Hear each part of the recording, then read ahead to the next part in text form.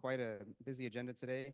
For those of you that don't know me, my name is Marco Cuevas. I am the current chair of the Westside Community Council. I have various board members around the room here that can assist you, such as Pete, Ron, Kay is somewhere, I don't know where. Yvonne in the back has graciously volunteered to take over the sound and camera tonight. Francisco, I believe Maria's somewhere around here. If I'm forgetting anyone, oh, there's Maria. And we have interpretation in the back if anyone needs it. And next, I'm going to call up our vice chair, Francisco, to go over invitation to membership. Good evening, everyone. We make a little invitation to all the residents to, if it's not part of the WCC member, the form is in the table in the back, so feel free to sign it like a new member, and welcome. Any donation is welcome too. Thanks.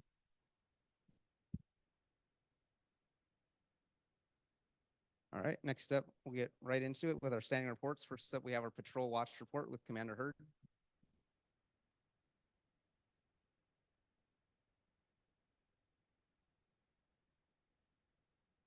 Okay, at Marco's request, I'm going to talk in double time because you have a lot of things on your agenda. No, I'm just kidding. I'm not really going to do that. I'm just kidding.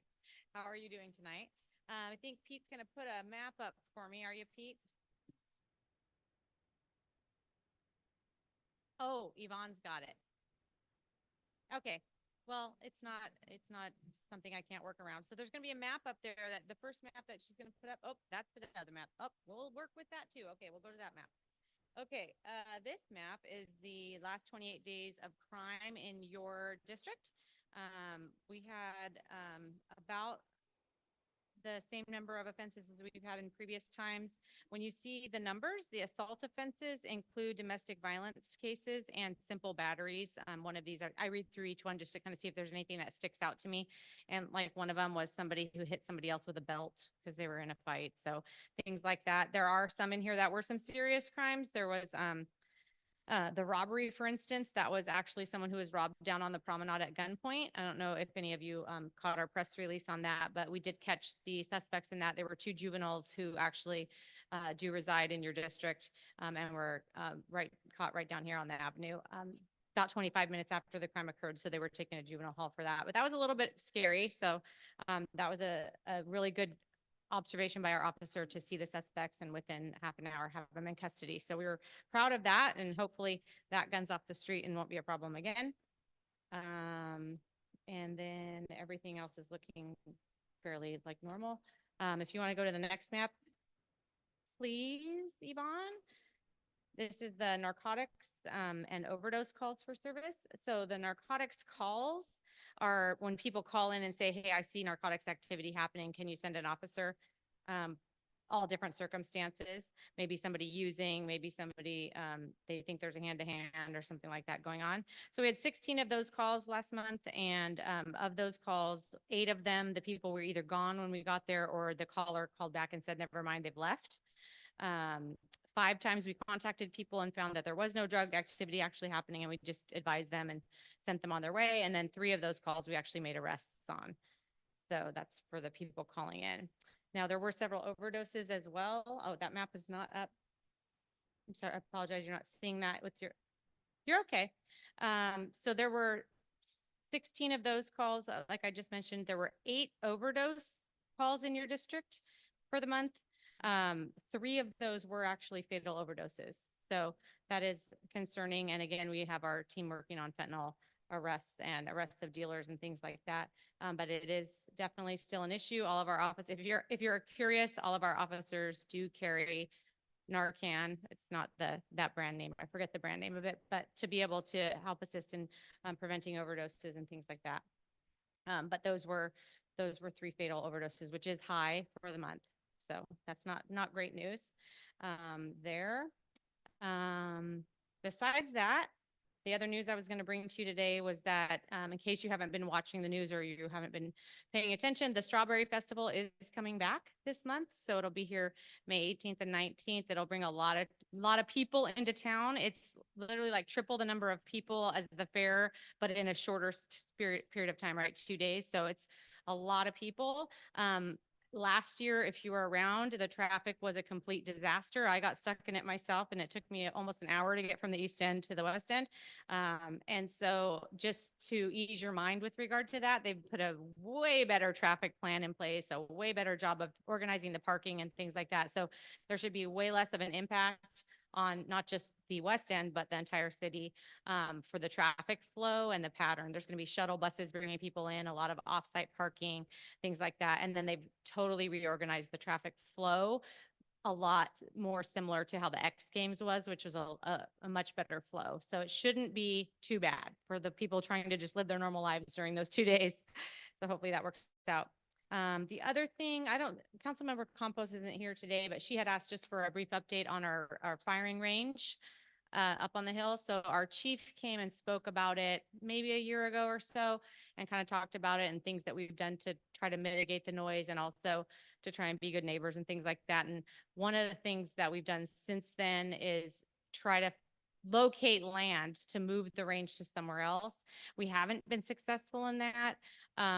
He did ask, and I'll ask again, to if you know anyone who has land that they're willing to sell at a cheap price or donate to the city, that because there are some open valleys and things like that that have some land that could potentially be future ranges for us. It does need to be in the city of Ventura, but if you know anyone, we're absolutely willing to try and relocate if it's cost effective for the city. It's a range that's been there since the 50s. It's not an ideal location with the population now living below it and things like that. But we have changed the hours. It's only 9 a.m. to 7 p.m. You shouldn't hear any firing outside of those hours. The range used to be open to the public. It is not. Other agencies used to come train at our range. That doesn't happen anymore. It's only Ventura PD. We also took all of our 3-day rifle courses because the rifle rounds are louder than handgun rounds. The 3-day courses are not held up there anymore. Those are held offsite at the Magoo range, because since it's a full 3 days and the officers can go do that, it's not as big of a deal as trying to send officers working on their particular shift just to run up for a quick qualification. That needs to be in the city. So those type of things still have to be in the city. And we still host training days for our officers at the range here because that's what we have available to us that has open range time, because not every place does. We don't always get the range time other places. So we're trying to work with it. We also did create a public calendar, and when we have pre-planned trainings like our training days or certain courses that we host for our officers, those are on the public calendar. So if you ever hear something go, is that the police shooting up there? You should be able to look on our calendar and see that, yes, this is what's happening. This is the time that it will end. So you can kind of have that peace of mind. There will be times that you'll hear shooting and there's nothing on the calendar. Those are usually times when something not planned, last minute, somebody who maybe missed a training day that had to get up there and qualify so they can stay within their training for California Post, had to get up there and shoot. So not every single time you hear it is it going to be on the calendar, but the majority of the times, especially if it's a full day, you're going to have it on the calendar, and you can call in and ask. I'm always willing to answer questions if something's going on. So that's the update for the range. Keep your eye out for land. We would love to move it for you if we can. So that's my update. Thank you. Any questions? Nope. Okay. Thank you so much.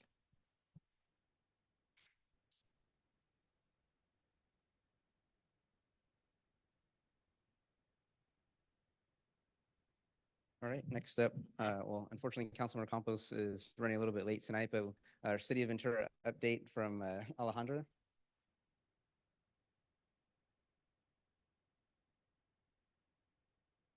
Hello, everybody. My name is Alejandra Belalcázar, and I'm with the communications team, and I'm here to let you know about some of our events and programs that are happening in our city. Also, Councilmember Campos wanted me to remind everybody that we have our first council meeting coming up, and you can submit your comments virtually and attend the meetings, and you can also go online, even if you can't attend, and submit your comment.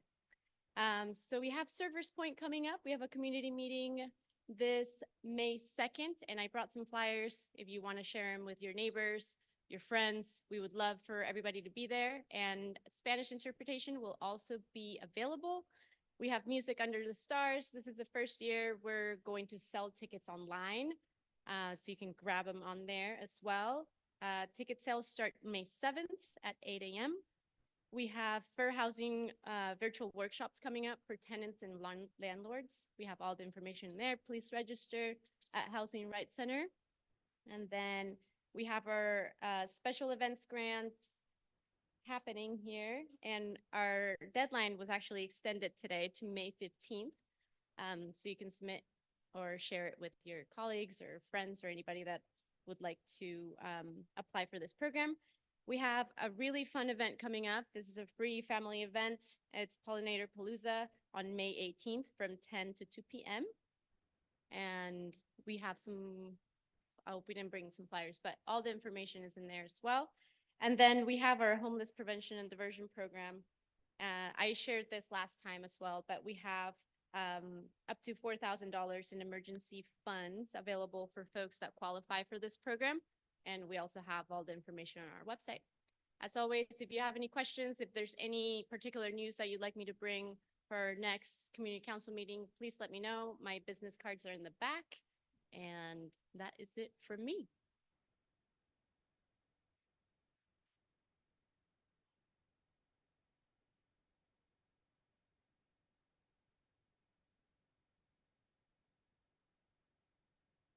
All right, thank you for that. Next up, we have our treasurer's report from Treasurer Zerbes.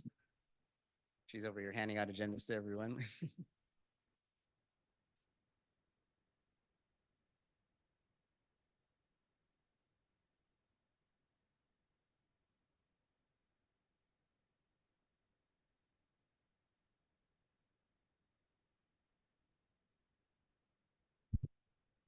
You know, it's really nice wherever I go and open my car, there's always a penny on the ground. Has it ever happened to anybody? At least I got a lot of sense. Okay. I couldn't help that one. Okay, we have $1,321.63 in the bank. And thank you for all those that are donated. And we've already gotten some a membership filled out. So I have them in the back if you're interested. Thank you. And we started doing this a few months ago. We just have our pass the hat. So if anyone has any spare change, such as those pennies that you find when you walk out of your car, maybe you found $100 bill. I don't know, that happened to me years ago, but you know, just anything helps. All right, next up, we have our GPAC report.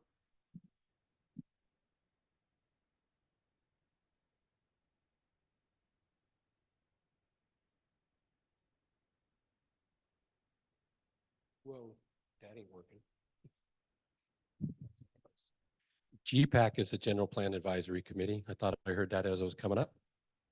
That's the public committee working on the 25-year plan for how we want to have the city, look to have the city grow.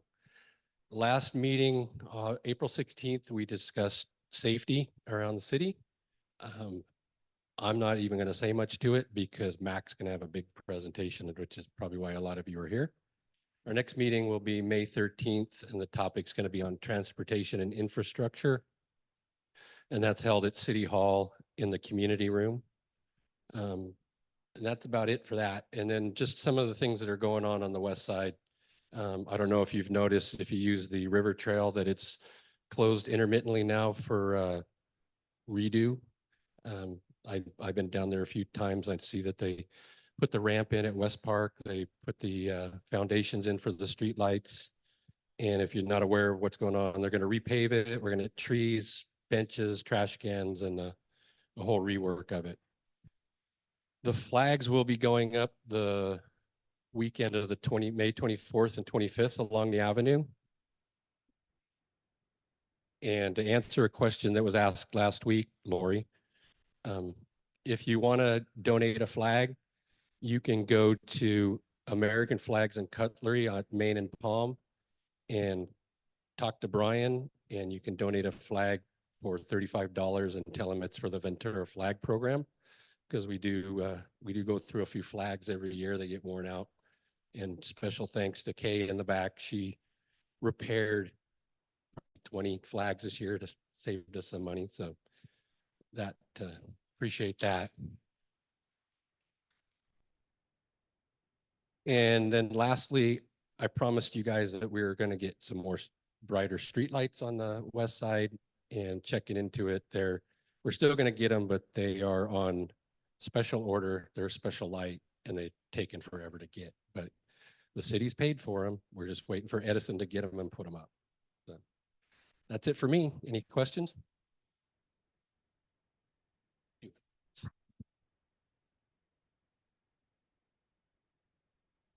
All right, thank you very much. Next up, our last standing report we have is Revite Committee. We have Revite Committee Chair Whitehurst. We've had a couple meetings. Revite now. Let's see what we got for an update. We had two lively meetings and we discussed a lot of different things that people would like to, the projects that people would like to work on to make the West Side a better place to live. That included gardening activities. One lady suggested it'd be great to arrange for a steamer to steam the sidewalks where they get all cruddy, where there's a lot of traffic, and let's see, decide to put together a resource of the different gardening activities and connections here in West Side and then in the city generally. So we're interested in your ideas and projects that you would like to work on to make the West Side a better place. So come on down last Wednesday of the month, 6:30 to 8:30 at the WCTC, West Side Development Corporation. Thank you.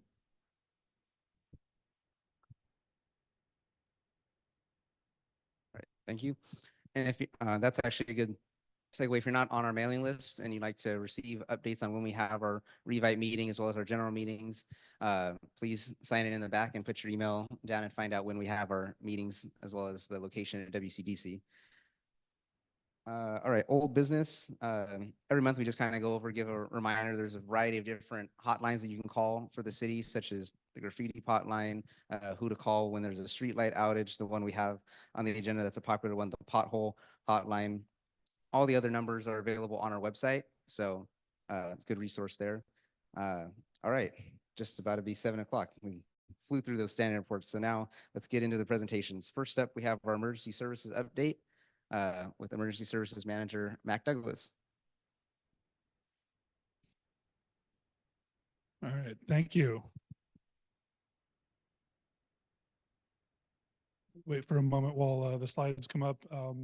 Good evening, everyone, and thank you for having me. I'm here tonight to share the high points of the city's emergency evacuation plan as they relate to the West Side. And while we're still waiting for those slides, I'll start by explaining the driving force behind this project. Some of the geography that makes Ventura a great place to live also poses a potential hazard to life and property. We're bounded by the Pacific on one side, and we have fire-prone coastal foothills to the north, and then we have rivers, both of which are prone to flooding on the north and south. The challenges faced during evacuations related to the Thomas fire brought these challenges into crystal clear focus for many of us, including, I'm willing to bet, some folks that are in the room tonight. I know that those difficulties and the lack of pre-planning also haunt several of my colleagues who were on duty in 2017, and I made a point of involving in this project. We also recognize that because of climate change driven impacts to weather cycles, the events that might potentially call for mass evacuation are only going to become more frequent. City Council took all of these factors into consideration when they made enhanced evacuation planning and public outreach and education a goal. It is my sincere hope that this plan will effectively achieve this council's goal, but also ultimately save lives. We can go ahead and advance, I think, 3 slides to catch up with me. One back. The scope of this plan includes an all hazards approach to mass evacuations. This plan is also intended to be easy for the public to digest, while still being an effective tool for incident commanders to visualize areas and populations that they might need to evacuate. Working further down the line, it also helps those of us who will be working in the Emergency Operations Center understand and anticipate sheltering needs. Much of what we'll talk about tonight when we get to discussing the evacuation zones in detail will seem obvious or common sense as we sit in this room, and it is. However, in the event that we are faced with a rapidly evolving incident, having that common sense written down, illustrated, and having a mutual understanding in place between first responders and the public will be key to limiting the chaos that will accompany any kind of evacuation. As I touched on earlier, Ventura is directly in the crosshairs of a near complete cross-section of natural and man-made disasters. We're overdue for a significant earthquake. The Thomas fire was only a few years ago, but the heavy rains that we've had for the last 2 years have grown quite a crop of vegetation in our wildland and urban interface area. And I'm sure that wet weather won't last forever. Those same rains caused flooding and raised landslide concerns, especially here on the west side. While we can't rely on rain to keep fuel moisture levels high forever, it seems likely that we can expect more major rain events like those we saw in February of this year and throughout the winter of last year. We also have a railroad that is used to transport potentially hazardous materials through the city, as well as numerous sites throughout the city that store significant quantities of hazardous materials. We've even had to take hurricanes into our planning as a result of recent experience. Next slide. One of the first things that we looked at as part of the planning process was the demographics of our city. A significant portion of our residents, approximately 1/3, are somewhere between economically disadvantaged and below the poverty line. Why does that matter to evacuation planning? Because folks that have the resources to provide for their own sheltering needs during an evacuation do so in statistically significant numbers. Maybe they stay in a hotel or they have friends or family who have the space to take them in. Folks who aren't as well resourced are likely going to need to take advantage of any sheltering resources we can provide. We also took a look at our elderly and disabled population. These folks may need extra time and assistance to evacuate, as well as sheltering accommodations. Nearly 1 in 5 of our residents are over 65, and while many of those folks are in better shape than I am, many of them are not. Nearly 10% of our population below the age of 65 have some kind of disability. And while many of those folks don't actually need much in the way of accommodations, there are certainly those that do.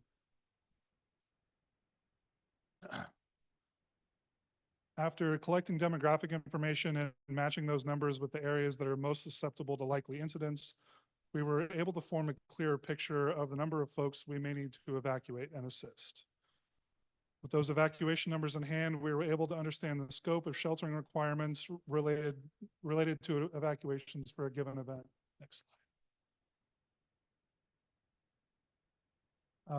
Just going down the list there, it's possible that we'd have a massive earthquake that would require a citywide evacuation. That'd be 109 to 111,000 people, depending on which piece of census information you go with. Wildfire would touch on 15% of our population. And then every other major hazard is right around 4 or 5%, so 4,000 to 5,000 people. Next slide, please. The County Human Services Agency nominally has responsibility for sheltering operations throughout the county, and they do a fantastic job. However, their resources, like any agencies, are finite. As a community, we can no more expect County HSA to ride to the rescue than we can any other agency or nonprofit. The preparation of this plan actually coincided with a number of improvements to our sheltering readiness, including the pre-positioning of a County HSA shelter supply trailer at VPD headquarters, which stands ready to set up initial operations at the county's pre-sited temporary evacuation point, which is located at Ventura College. The city also entered into an agreement with the Ventura Unified School District to use school sites to host shelters in times of need. Next slide, please. A key part of our planning process also involved reaching out to community stakeholders and agencies that we anticipate working closely with in the event of a mass evacuation or sheltering scenario. Collaboration with the Sheriff's Office of Emergency Services proved especially fruitful. It turns out that they're working on a similar plan on a countywide basis. By working closely with them, we were able to ensure that their plan will dovetail nicely with ours, Their zones will fit within the zones that we have outlined, and at the end of the day, it'll provide a more flexible option to incident commanders to pick and choose which areas need to be evacuated. That flexibility will be key in making sure that we don't over evacuate. And because we work so hard to make sure that their zones match ours, there's going to be operational and planning and operational consistency. So there's not going to be confusion on the ground when we call for mutual aid. We also made a strong push to solicit input from the community. Many folks shared their experiences from the Thomas fire, and it was made crystal clear to us that one of the things we need to improve on was our communication with the community before, during, and after an incident, which is one of the reasons that I'm here tonight. Next slide, please. When we set to break the city up into more manageable evacuation zones, our thinking was guided by a number of factors, including, in no particular order, the county's draft zones, neighborhood characteristics. We tried not to break up communities or HOAs or things like that. The location of arterial and collector routes, proximity to major freeways, number of lanes, potential choke points, population density, and areas that are susceptible to similar threats. So for instance, it would make sense to just start drawing, latitude lines across the city because the threats that face Pierpont are different from those that the community in Ondalanda would face. Next slide, please. Next slide. So that brings us to the overall city map. There are 15 zones in total, but it is worth noting that zone 15 is kind of vestigial. It covers an area north of the city where Ventura Water's production infrastructure is located. It's pretty much totally uninhabited, which makes it pretty easy to plan for evacuations for. The other 14 zones represent the best breakdown we could come up with, taking into account all of the factors that I just went over. All right, next slide, please. So the west side is covered by, let's see, 4 evacuation zones. We have zone 1, zone 4, zone 5, and a little bit of zone 14. The west side includes all of zones 1 and 4, as well as portions of zone 5 and 14. Zone 1 is home to just over 7,000 people. The evacuation strategy here is to move people north toward Ojai or south and then east, depending on the nature of the threat and the threat axis, meaning the direction that the threat is approaching from. The primary routes to accomplish that are, of course, Ventura Avenue and Olive Street, which can push people onto State Route 33 or US 101 and toward a safe area. Folks may also be able to follow Ventura Avenue north to safety, depending on the nature of the incident. Next slide, please. The west side poses some unique challenges in that some of the hazards that are likely to impact this area could trigger an evacuation of both zone 1 and zone 4 simultaneously. For instance, we could have a major rain event that would pose a flooding risk from the Ventura River and also destabilize the hillside at the same time. Next slide, please. This just kind of provides a visualization of what I just went over verbally. Again, the major evacuation route is Ventura Avenue. Olive is a secondary, and then we would be pushing people on Stanley Avenue toward the 33, further up Ventura Avenue toward Ojai, and then further south toward 101 and onto Main Street. I'm aware that Main Street is currently home to Main Street Moves, but in the event of a mass evacuation, we would be moving the bollards that are currently up there to allow traffic through that area. Next slide, please. Zone 4 is a little bit smaller than Zone 1 in terms of the population, about 1,000 less people, and due to the constrained infrastructure on this side of town, it uses mostly the same evacuation routes. In the event that we had to evacuate Zone 1 and Zone 4 simultaneously, we would be pushing people primarily up and down Olive and then towards State Route 33. The idea being that that would allow that would leave Ventura Avenue available to Zone 1 residents who would also need to be moving at the same time. Of course, if there is any opportunity to provide some kind of staggered evacuation order to split up those times, we would. but who knows what we would face. Next slide, please. This goes over the simultaneous evacuation situation that I just went over, so we can move to the next slide. Again, we're looking at Ventura Avenue as our primary north-south route, and then turning people onto Main Street or pushing them further down toward the freeway and Thompson. Yeah.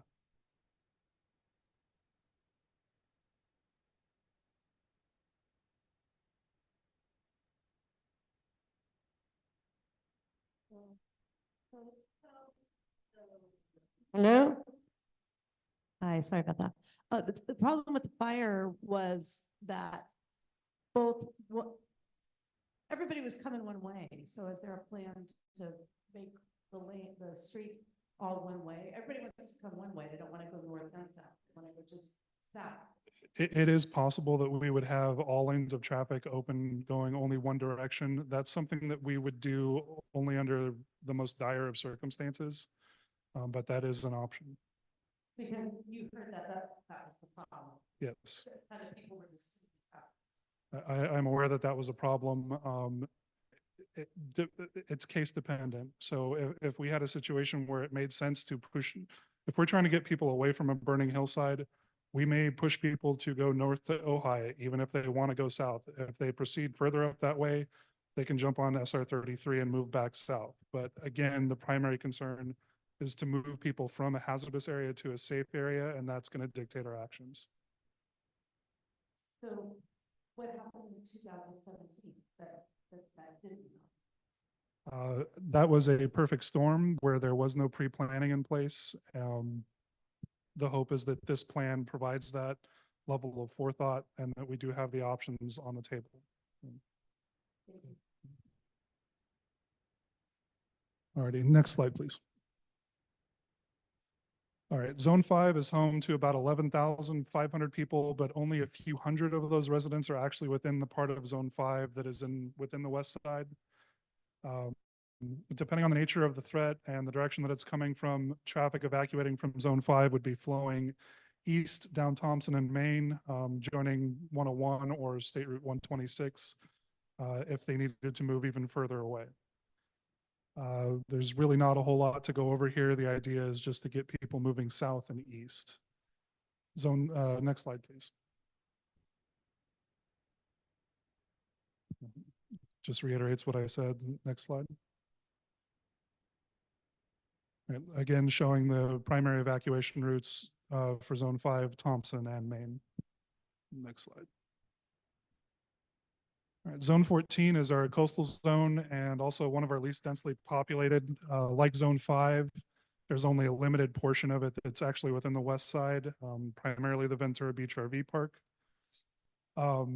Those portions of Zone 14 that are in the west side would have people flowing mostly along Harbor and Main, generally heading toward higher ground toward the east. I say higher ground because the primary threat to the coastal zone would be a tsunami or something coming from the ocean. Next slide, please. Something that we had to take into consideration for this is the high potential population of people who aren't from the area. So the population number that we were looking at may be much higher than the census data would indicate. And we can talk more in detail about the harbor and other areas further south in Zone 14, but I don't know that that's especially cogent to the west side. But if we did wind up pushing people in that direction, a concern that we have thought about and that we are working to plan for is a coastal threat would likely drive people out of Oxnard toward us on harbor. So that may not be an option. So we would be looking to avoid pushing people too far down on harbor and instead move up the 126. Next slide, please. Next slide. You get this is the parts of Zone 14 that probably aren't terribly relevant to you. Next slide, please. And one more. One more. All right. Okay. Another part of our plan is, once we've got people picked up and moved and evacuated, what do we do with them then? Next slide, please. The plan identifies locations of sites that may be used as shelter locations and evacuation assembly points. There's an important distinction between those two functions. Shelters are a place for people to stay, lay their heads, receive whatever services that we can make available. Evacuation assembly points are designed to be points of departure in the event of a citywide evacuation or a zone-by-zone evacuation for folks that don't have their own transportation. Something else that the preparation of this plan brought up was the necessity of getting the city enrolled in a transportation mutual aid agreement. One does exist in the state of California, and this summer I anticipate bringing that before council and hopefully getting their permission to sign the city up so we can rely on more than just Ventura Transit to provide mass evacuation. Next slide, please. That shows us our potential shelter locations. As I mentioned earlier, the school district was very helpful in making school sites available to us in the event of a disaster. You have a total of 3 of them in the west side. But if we became overpopulated in one shelter and needed to move people to the others, that's a possibility that we've also considered. Next slide, please.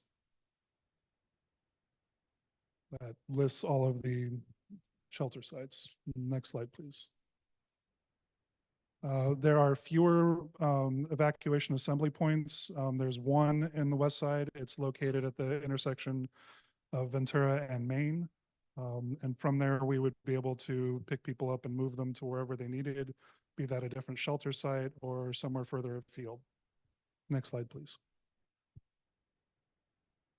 This just provides addresses of those evacuation assembly points.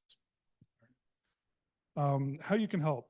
I feel like every time I've addressed you guys, I've made the same ask and begged for the same thing, which is for you to sign up for VC Alert. But before we get into that spiel, I did want to go over some evacuation terminology with you. And actually, my 8-year-old daughter helped me prepare this part of it. She wanted to know the difference between an evacuation warning and an evacuation order. An evacuation order means that we just went to the store and we bought all the stuff that we need to make pizza. An evacuation order means the pizza is now coming out of the oven. In more adult terms, that means that when we give a warning, we believe that there are a set of circumstances that are likely to require mass evacuation. When we are pushing out an evacuation order, that is a lawful order to leave. VPD is not going to come by and drag people out of their homes at gunpoint. But it is the point at which you can expect no further assistance, because when we're under a mandatory evacuation order, sending people back into that area means hazarding them. A third term to be familiar with is a shelter in place. That's not really relevant to evacuations, but I thought I'd bring it up while I'm on the subject. Shelter in place means that you should stay where you are until the danger is past. And if you have a way to fortify your position, close your windows, move to the center of the house, you should do so. And now on to my VC Alert spiel. We talked earlier about one of the lessons that we learned from the Thomas fire about where the city needs to improve is communication. VC Alert is the single best tool that I have to do that timely emergency communication to let people know if we're at the point of an evacuation warning or if we're at the point of an evacuation order. I can't stress that enough. When I came, I was pleased to see that Westside Community Council already had VC Alert flyers out. I added to their stack. Please take some home and pass them out to your neighbors. It really is the best tool that we have. And that brings us to the end of my presentation for this evening. I'm happy to take questions. Sir.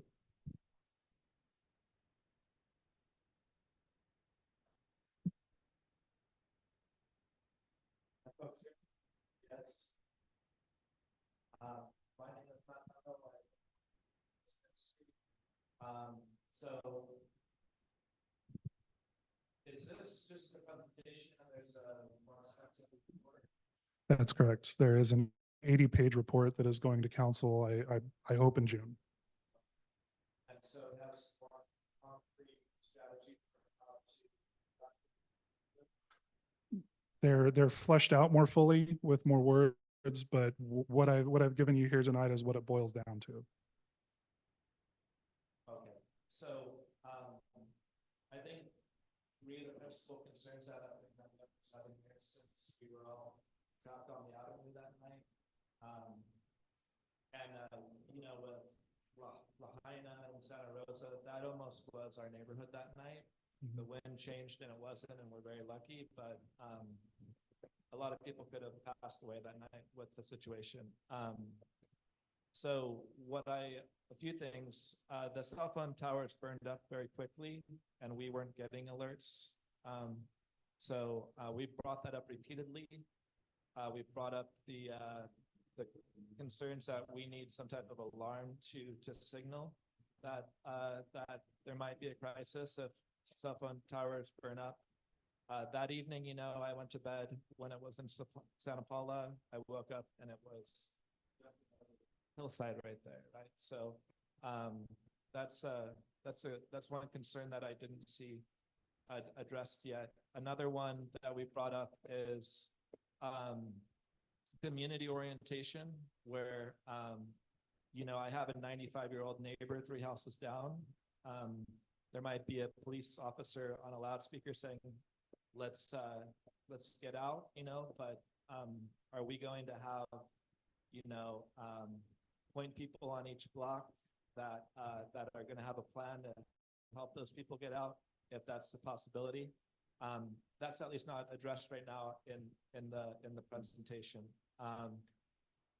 The other thing that we've really talked a lot about is the escape routes, where I'm hoping the report has a lot more about this, but we've really emphasized for 7 years that we need to know that there's a clear developed memorandum of understanding between the fire department, the Ventura PD, the sheriff's department, about how we are going to escape. Because if there's not a 2-way or 3-way escape here, the same thing is going to happen last time, where we're all clogged up on the avenue, and then as soon as we get to Main Street, there's no cars, right? So it's we were literally all sitting right here watching the flames come down and thinking it was going to enclose us because it was coming down on Cedar. It almost took out those older homes on Cedar right there, right? So at least the blue line with the arrow right now, like I'll wait and read the report, but for us, that seems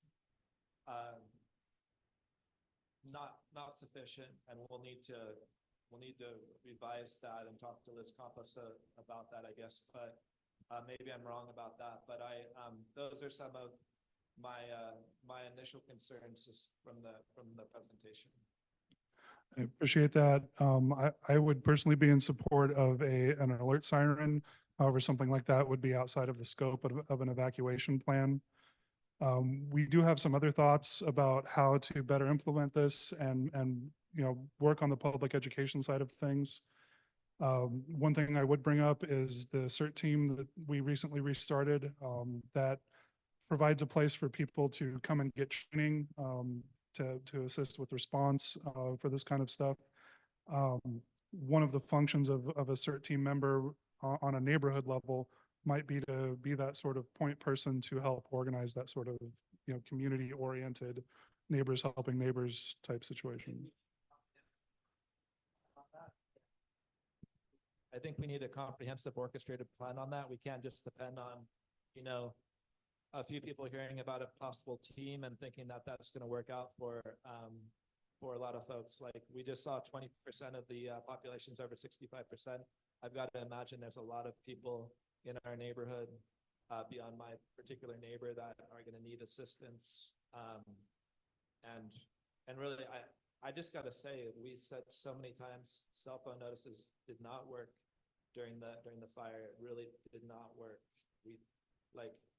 And it's like we've said that so much, and BC Alert is the cell phone service, and we weren't able to get any cell phone service.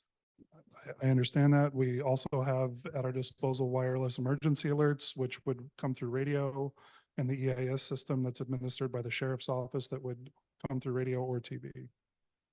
So there are alternatives, but again, I understand that there was a problem during the Thomas fire that knocked out cell service, but for the most part, that remains the best tool that I have. The city has plans for ADUs that if you use that plan, you can get a streamlined building permits and such. It'd be great to add a fire shelter to that list. Art Ludwig of Oasis Design up in Santa Barbara has some really great designs, like basically a cop structure made out of basically clay. Clay doesn't burn.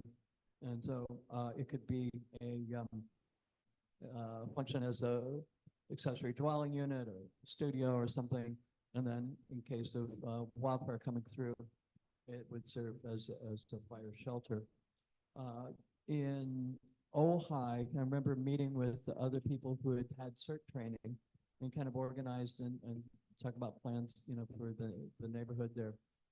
It would be great to see that kind of activity, especially here on the west side, so that those of us who've been through the CERT training can meet each other, you know, get familiarized ourselves with each other in our neighborhoods. So if the fire department could facilitate that, that would be great. The CERT program in Ventura is actually run out of the police department. We graduated our first class earlier this year. I am working to restructure a grant that would allow us to offer our first Spanish-speaking CERT program, which I know that is something that Councilmember Campos encouraged me to do. I hope to have that grant restructured and the restructure approved sometime this summer. Are there any other questions? Yeah.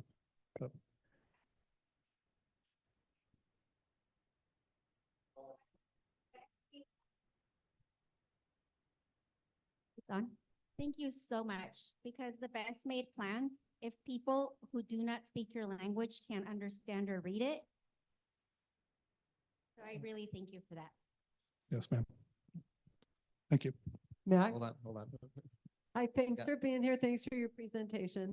And I'm Lori Steinhauer, and I just wanted to ask on these maps, I don't see the arrows. Previously, we had maps with arrows in English and Spanish on the evacuation routes, and they were in Kellogg Park. And I think if we can get those in English and Spanish, and ideally routes for different modes of transportation, be it vehicle, bike, the wheelchair kind of thing, English and Spanish, and around each zone on how to get out. That would, with the arrows, at a glance, just that particular zone would be wonderful. Yeah, we're working on zone-specific handouts, and this is the beginning of a public education and outreach push that'll go on for probably a couple of years. So as we get those materials prepared, we'll definitely push those out. Perfect. And then the other thing is, I didn't hear mentioned, or maybe I missed, is animal shelters. The Seaside Park serves as the primary animal evacuation point. And there's not a lot of attention paid to large animal evacuations, frankly, because we don't have all that many in the city compared to other areas. And there are non-governmental organizations that typically handle that within the county without assistance from the city. Okay, great. Even small animals or dogs or that sort of thing, family pets, that's a consideration too. I understand. Again, the primary scope of this is for human life. There are some headaches that would be caused by opening shelters up to pets. But if it's something that we can do, it's something that we will do. Thank you. Mm-hmm. Hold on. Yeah, I had a question too.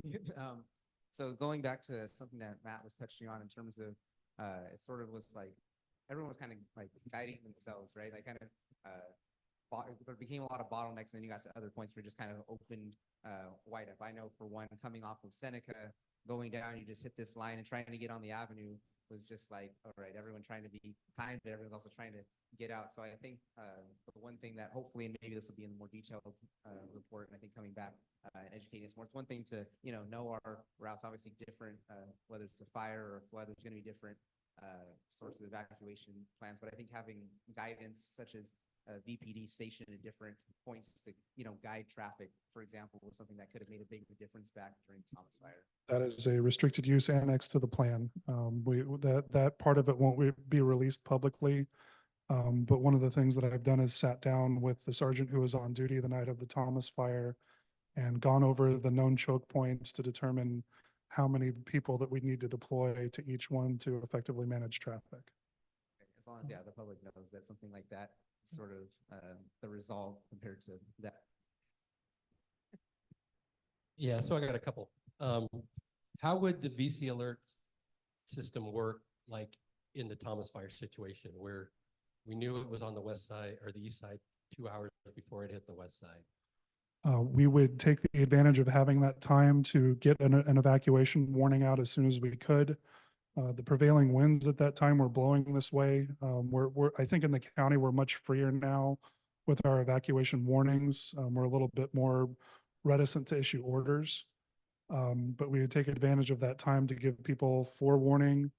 And then as the fire approached, if we had issues like Matt pointed out where the cell phone towers no longer worked, we would most likely be deploying PD resources with high-low sirens to drive through neighborhoods and alert them to the fact that the fire is on its way. Okay, that kind of goes to my next question was mutual aid. One of the biggest problems I saw during the Thomas Fire night was there were no police, no officials, no anything. Now the CERT people should probably help with that, I would imagine. But are there mutual aid agreements that, if we got a fire in Ventura, can we get cops or PD from Oxnard where they're not burning up? Absolutely. Fire actually works on an automatic mutual aid system. We occasionally dispatch Ventura fire units into Oxnard, and Oxnard occasionally comes out here. PD mutual aid is a little bit more complex, where there is some active communication that has to occur at least at the watch commander level. But there are agreements in place to facilitate that. So, okay, so is that part of the plan? Would they be looking at that? That exists and it has existed independently. Okay, can that be done? Because if we got CHP north of us or sheriffs in Thousand Oaks, we've got a lot of patrol or police around that could have assisted, but like I said, there was nobody there. So just put a note down. You mentioned a siren. We do have the old flood alert system on the west side. You're probably aware of it. Could that be activated in something like this? I don't see a reason why it couldn't.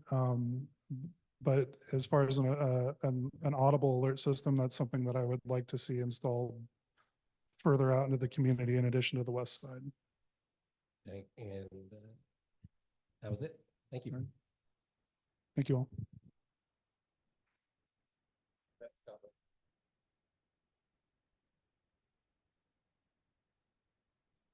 I think the difference between our neighborhood and the rest of and thank you for everything you did, by the way. Like I'm bringing up my concerns and I am very frustrated. Like I'm very disappointed in some ways because we've been told to wait 7 years patiently for this to be resolved. And a lot of things we brought up were not resolved in this plan. And so that doesn't mean you're a bad person. It just means they need to be fixed, right? So the issue that I'm going to say though, is you just said we have 15,000 people and we have one exit out here, right? So we're not any old neighborhood, right? Like we literally,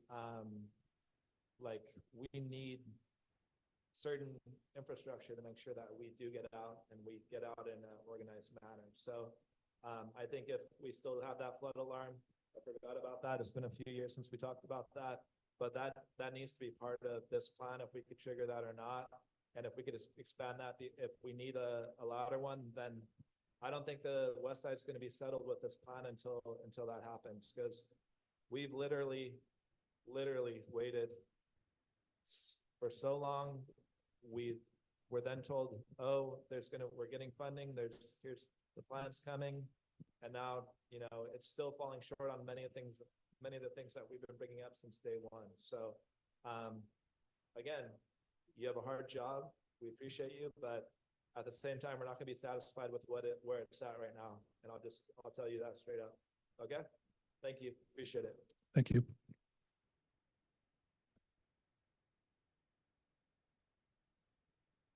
Sorry, Mac, I've got one more for you. Thought you were done, huh?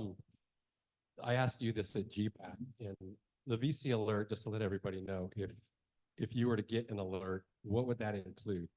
I mean, direction, would it include the direction to go from your neighborhood? Would it include the shelter to go to? What would? It would include as much detail as we can provide at the time. So if we know where we're going to have a shelter set up, I anticipate that the college would be the first place that would be set up just because we have stuff in place to stand that up quickly. And then if we were going to ask one zone to move in one direction and another zone to move in another, we would include that information as well. Would the alert be by zone or neighborhood? Or I mean, I don't know how nitty gritty you can get it, especially on, like, for Lori's question, which direction to go. We can get fairly detailed, almost block by block. Cool. Okay. Now I'm done. Thank you.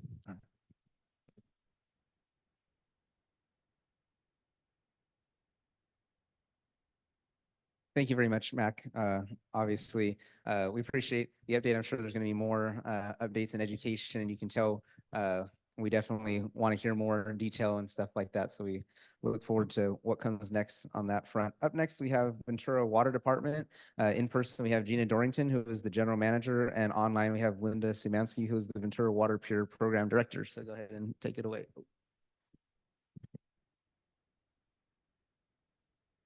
Hey, thank you very much. I'm going to leave this in the holster because I tend to talk with my hands and move around. So I want to make sure that I don't have that going. But thank you. I want to thank you for having us here tonight, but I also just want to thank you for being here, being concerned community members and getting information. I am extremely grateful for the opportunity to be your source of information. We'll get the slides up here in a minute. But we are at Ventura Water. We're your water and wastewater utility for the city. And we're here tonight to speak specifically about the Ventura WaterPure program. And I think we've all heard bits and pieces about it. If not, you've had a special interest in and learned more. But I'll go ahead into the next slide. I am Gina Dorrington. I am your general manager for Ventura Water. And I have a couple letters and numbers there, and state certification for drinking water and wastewater is on various grade levels 1 to 5. So I hold a wastewater 5 treatment operator and a drinking water 3, a distribution. So that's the pipes in the ground, level 2, and I have an advanced water treatment facility certification of grade 3. So the advanced water purification facility, that ATWO certificate, will go to the Ventura WaterPure program. Next slide. As I mentioned before, we're going to talk about the Ventura WaterPure program, what it is, what it means, and then we'll get into specifics, and we'll talk about the membrane bioreactor, which is an upgrade to the wastewater treatment facility, but it's connected in funding and team members in the Ventura WaterPure program. And then we'll talk about updated costs of these projects and what the investment is that the city needs to make in the future of water. Next slide. So Ventura WaterPure, and we can have you jump right into the next slide. Our definition of Ventura WaterPure is that it will recover, treat, and reuse water that is currently discharged to the Santa Clara River estuary, so that's the other river of Ventura, and provide a locally owned water source that isn't dependent on rainfall. All right, so what does that mean? We are going to complete the water cycle here within the city of Ventura. We are going to take a water waste that we highly treat already, all of the sewage, the brushing your teeth, flushing your toilets, things that are used within the home, coming down to the wastewater collection system. We're going to take that water. We already treat it to an irrigation level standard, so we have some limited irrigation use that we provide to the city. We're going to take it further. We're going to not discharge that water out into the estuary. We're going to recover that and make it a water resource for the city with an advanced purification process. Next slide. So this is a process that has been used locally in the state of California for over 40 years. It has the term potable reuse. in the industry. And you can see from the dots, these are planned projects. And some of the completed projects, we have our neighbors up to the north, Pure Water Monterey, Central Coast Blue in Pismo Beach is working on moving their project forward.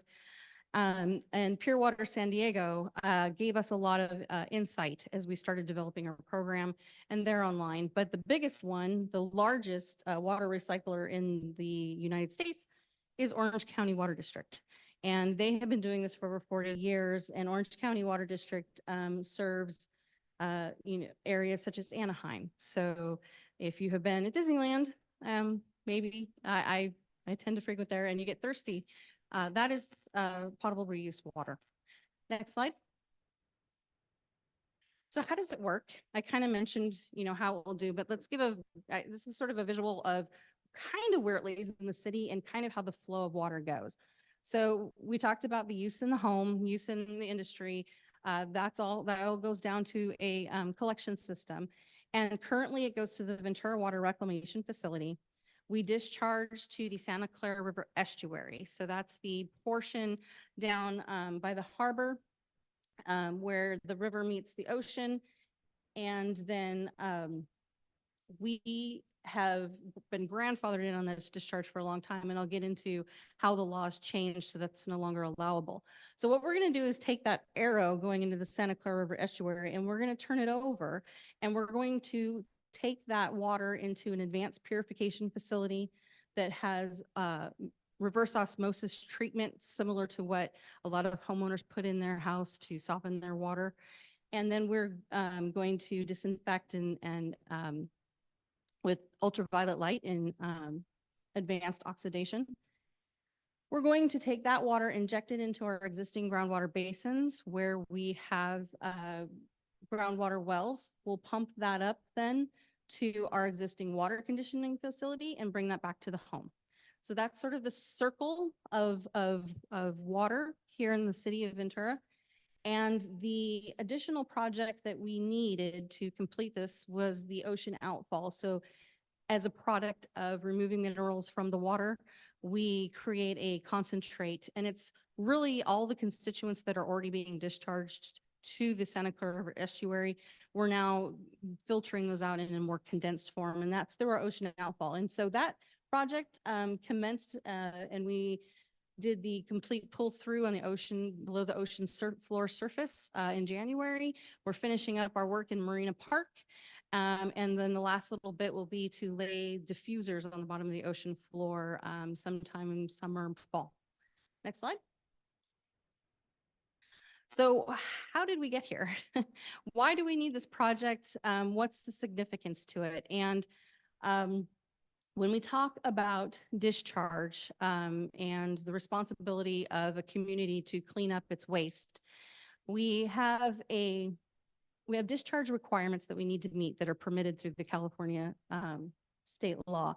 And that's our National Pollutant Discharge Permit, or NPDES permit. And way back when the plant was built, it was actually originally near the fairgrounds on the beach, and then they moved it over to the harbor. And it was permittable to discharge that treated water into the Santa Clara River Estuary. So through time, that Santa Clara River Estuary was recognized as a environmentally endangered species habitat.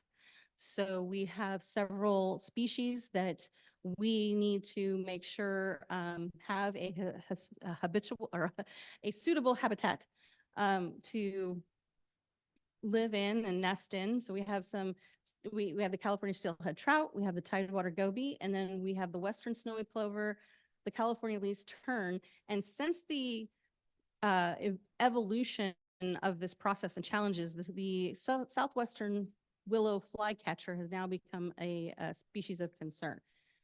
So those are all monitored and regulated through the Fish and Wildlife Service, through NIMS, fisheries, and they all have a say in what can affect a habitat, as well as the federal government.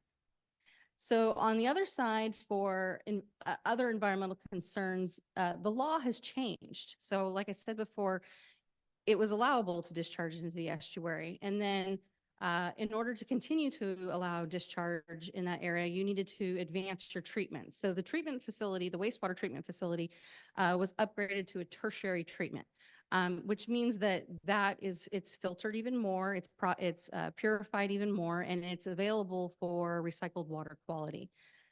So we did upgrade the process many years ago to meet that, and the law changed again. So now, according to the enclosed bays and estuaries policy, it is no longer legal to discharge into the Santa Clara River estuary. And the recycled water policy says if you're treating this water to such a high standard, you really need to find a use for it within your community. It is wasteful to discharge it just out into the environment. We really need to find a way to bring it back. And so knowing those laws were in place, our NPDES permit came up in 2008 for renewal, and it was challenged. And then the next permit was to get out of the estuary. So then we had a permit that said we had to get completely out of the estuary. Well, we had some conversations back and forth with our wildlife agencies when saying you can't just pull something out of here. So there was a back and forth, and what came of it was a challenge by the Ventura Coastkeeper and Heal the Bay to say, all right, enough is enough. The city of Ventura, you need to meet the law. You need to do something beneficial. You need to take responsibility for, the environment and the community. So we ended up with a consent decree that sent us down a journey. We had an NPDES permit that then required us to do extensive studies. And we did those, and it all formulated down into, all right, we know we need to get out of the Santa Clara River estuary. Next slide. Just as you start writing. So at the same time, California started experiencing a severe drought. Most importantly, the impacts that happened here in Ventura. So as we started forming these studies, we were looking at projections of our local resources. The city of Ventura is very unique, is that it's one of the largest cities in Southern California that relies on local water supply. We currently do not import water from like the State Water Project or Colorado River. And we can go back in time very shortly, only 2 years, to remember what Lake Casitas looked like in that long drought period. We were below 30%. The Ventura River as well through that drought was very low. And just as we had environmental challenges on the Santa Clara River, we were having environmental challenges on the Ventura River. So we now are in a physical solution and in litigation on the Ventura River, where we're required to shut off our Avenue treatment plant to make sure that there is a sustainable amount of flow in the Ventura River. So that has happened. That happened 2 years ago and a year prior to that. So we know that that is a situation that will happen. And then the groundwater basins went through a legal process of their own, and we have the Sustainable Groundwater Management Act. And that required sustainability agencies on the groundwater basins. And we are going through sustainability plans. We are working with our groundwater basin agencies, and there is a lot of discussion on how much reduction. And we know that we could see up to 50% decrease in our groundwater basins. So as we look at the local supplies that we have, and we know we've gone through a period of drought where we know how constrained they can get, we started modeling for, the city needing to meet building requirements, needing to meet housing requirements, and we need to we need to do something with the water source. I don't say get rid of, but we need to get it out of the estuary. We need water supply. The technology was being proven in other areas, and potable reuse became a multi-benefit solution. We now had, it was almost, Mack talked about a perfect storm in disaster, but this was almost a perfect storm of all these variables fitting together with one solution. So next slide. Looking at our projections in our comprehensive water resources report, this could be the future of our water supply, 20% of that will be made up by Ventura WaterPure, by recycling our own water. And that equates to about 3,600 acre feet a year and with a build out of 4,500 acre feet a year. And that will help to keep us in a sustainable water supply, regardless of drought, regardless of regulations. And it's a water supply that is actually going to be one of the purest water supplies available with technology. Next slide. Okay, so that was a lot about advanced purification and the history of where we're going. And I want to take a minute to talk about Ventura WaterPure. And we hear a lot of Ventura WaterPure, and we hear about the costs are going up, and it's over $500,000 or over $500 million. And there's actually multiple projects within this program. So one of them that's extremely vital, and one of them that actually would happen independently of the need for potable reuse, is the membrane bioreactor and ultraviolet light disinfection project, which is at the wastewater reclamation facility. So the facility that you see on Harbor along Spinnaker is the wastewater treatment plant, and we need to upgrade that facility. It is at the end of its useful life. And we'll go to the next slide and I'll show you. So here's the overview of the facility. We're actually not that big round tank there. That is an oil field tank. We're those long races there. That's the overview of the wastewater treatment facility. And we were heading through, we had already done the environmental impact report for the advanced purification facility for the Ventura WaterPure program. And we had several upgrades included in that environmental impact report at this site to make the wastewater treatment plant a little bit more robust and a little more consistent in water quality. So we had several projects that were approved in the CIP project that needed to be done. We were going through a master plan. So every 10 years, we need to go through a wastewater master plan, a water master plan.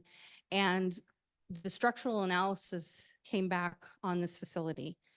And it was deficient enough that more of that needed to be done.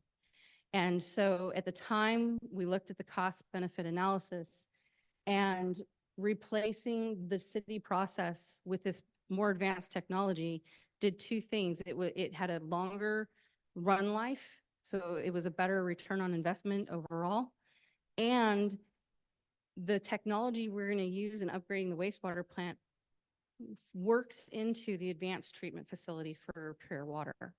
So we were able to take a portion of the advanced purification facility, a filtration process, move it over to the wastewater plant, and that got us credits for both. It also, at the time, we were trying to look for funding. We were out talking with the federal government and our WIFIA loan program, and we were discussing this with them, and they said, well, we can fund both projects. We can help give you a loan for both projects. So we coupled our loan, and we're able to get that $173 million from WIFIA to help upgrade our wastewater facility that will tie into our advanced purification facility. So currently we are 60% design. We have what's called a construction manager at risk on board. And they are, with our design engineers, have worked together to refine what we're building, what equipment we need to do. And as you can see, this is a very vast, large facility, and it's going to be very complicated to start building into these little areas that you see in the boxes.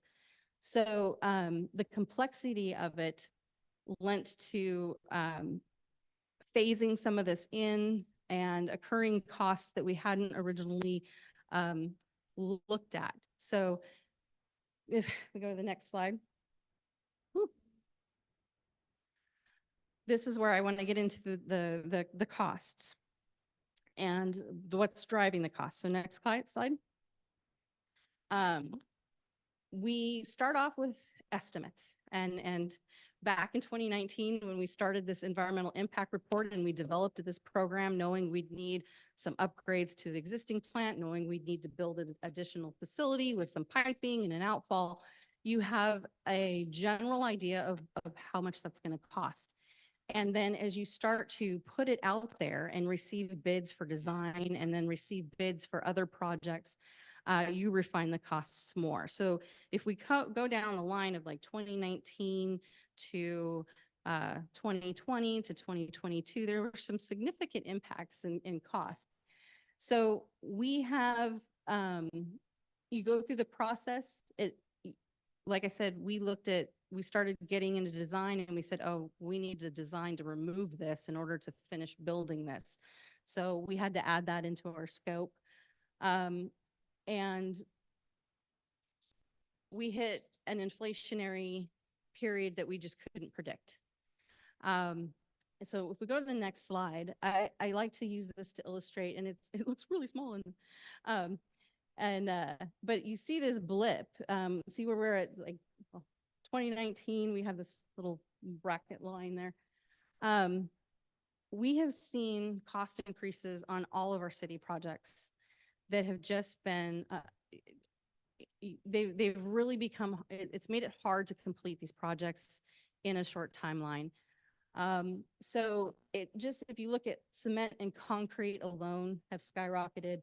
Pipe, not only the cost of pipe, but getting pipe is extremely difficult. So they are just things that are out of our control. We need them to build. And we've had to go back and look at our costs. And this happened in the construction world very quickly. If you look at, 2020, 2021, even in 2022, we were still pretty confident, but I'll tell you between 2022 and the end of 2023, the bids that came back were significantly higher. All right, next slide. So here is sort of the components of, now we're going to talk about Ventura WaterPure, and that's the advanced purification facility, the ocean outfall, the groundwater, and the land. So that's the last process of this program that's going to make pure water. We had to, along the way, add additional things. We had an ocean outfall that needed to be sized larger due to our consent decree agreement. And because it was sized larger, we had to add additional stations for maintenance. That's what that pipeline pigging station is. We had to up pump size. We had to account for temporary facilities while we're doing this to bypass, and additional things such as a blending box for those time of high. We have to account for high weather in our sewer system. We do get infiltration. So there's additional flow that comes in that we need to account for, and we needed to make sure that we could discharge some effluent from the wastewater plant and some things from the advanced purification plant. So we have to kind of expand and contract as storm-related impacts happen. Mack talked about tsunami, and we had to plan for tsunami effects. We're down there in the tsunami zone, and it's not just like a wave coming in. You need to plan for an impact of a large vessel hitting the side of your building, which is more concrete, more material. So that sent us back to take a look at reinforcing according to code, and that concrete cement cost that you saw there added on to the scope.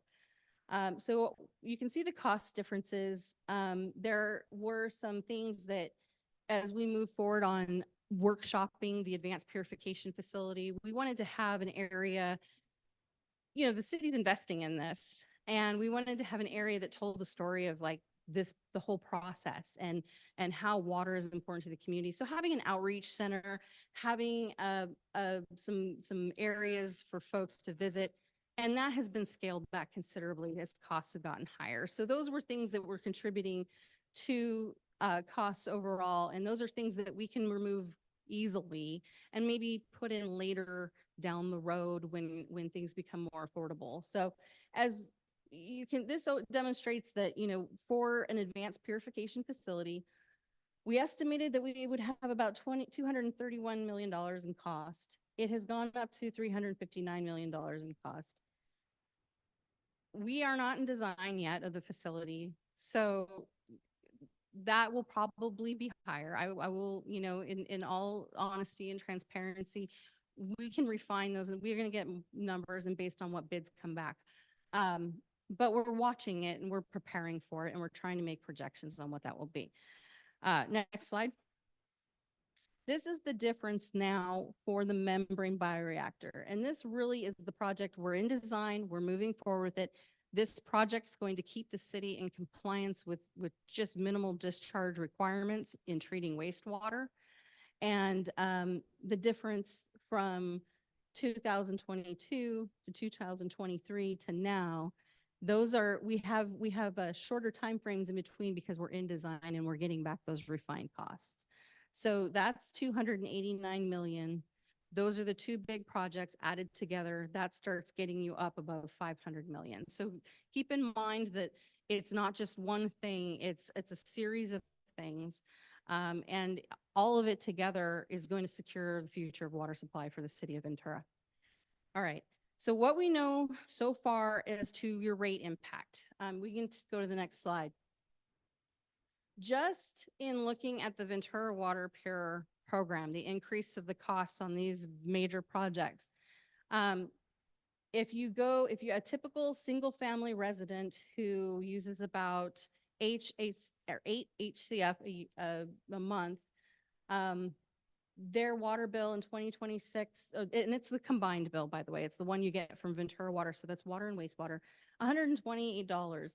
And as you move through each year, to 2031, which is at the projection of the end of construction, we are hoping, $86 added a month to your bill.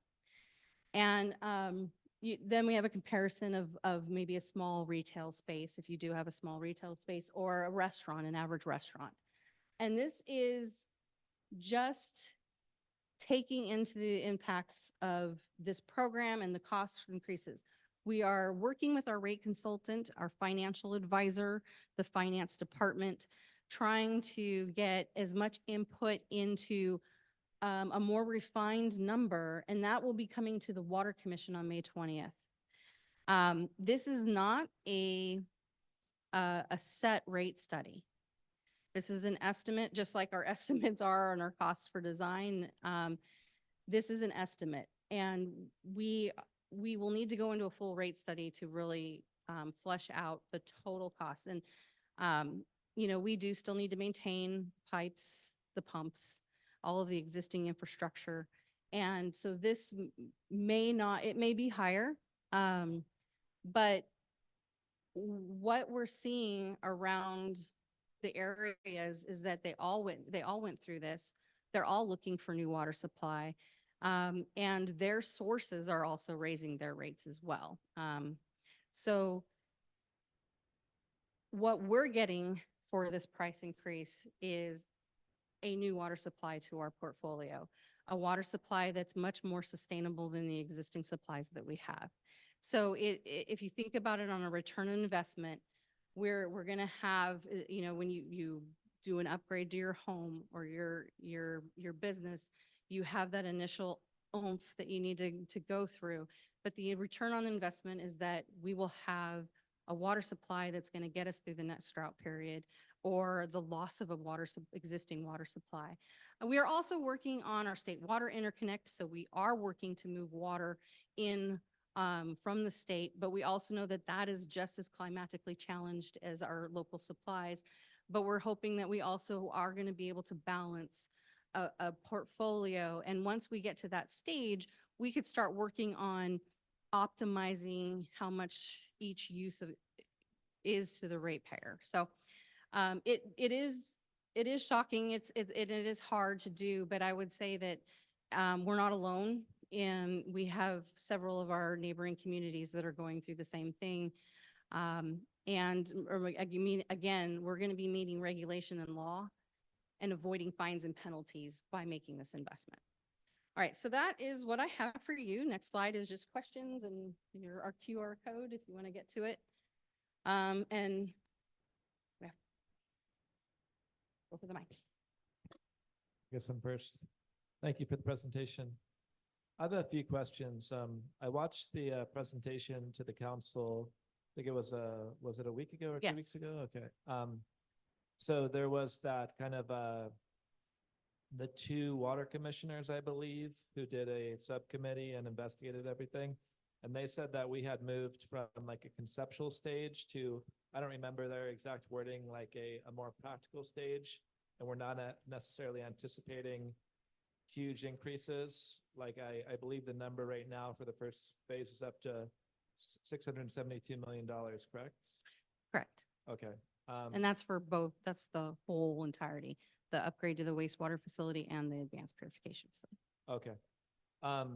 So, but you're saying right now that we're only 60% of the project is outside of the conceptual stage, right?